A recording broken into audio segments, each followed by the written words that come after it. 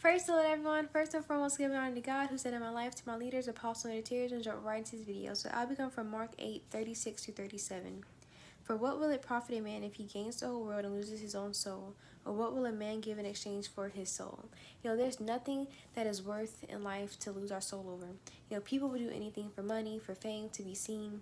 And at the end of the day, it is not worth it. People get so stressed out about making tons of money, having the nicest cars, having the biggest house. What we need to be worried about is serving God, because all that comes with Him.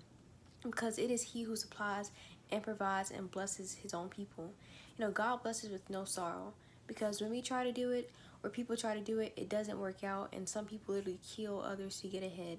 But all that fades away. You're going to have nothing left but God. I used to be so stressed out figuring out, how I want to make this much of money and be successful, because I thought having a lot of money and materialistic things meant, success. And I used to burn myself out almost every day, being stressed out, trying to make money and trying to fit into society. Society is the biggest influence on what causes a lot of people to be stressed out and think they have to do this and do that and be like that to be happy in life, but it's not worth it at all. What do we gain from people pleasing? What do we gain from following social media? What do you gain from doing anything to make $1? What do you gain from doing things you have no business doing? The world has a lot to offer, but we will have to give an account of what we do on this earth. These people that has everything don't really have what they need. They might have all the materialistic things, they might have all the money in the world, but they don't have peace, they don't have joy, or the things we need spiritually and for our soul. No one but God can give you that.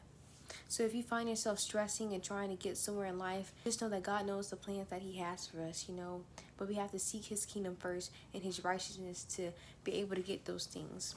So don't get caught up in social media and society, because that's not the example we should be following. But going to God, because He knows what's best, just like Solomon. God appeared to him in a dream and asked, Solomon, what do you desire? Solomon requests an understanding heart, to judge God's people and to discern between good and evil. He didn't ask God for wealth or fame or to kill his enemies or anything like that. And God was so pleased with him that He even blessed him with the wealth and the riches so abundantly that he didn't even ask for. So let's not stress about where we are in our life financially or just in general, but let's seek God and He will direct our footsteps. Pray my say in the Lord. Thank you.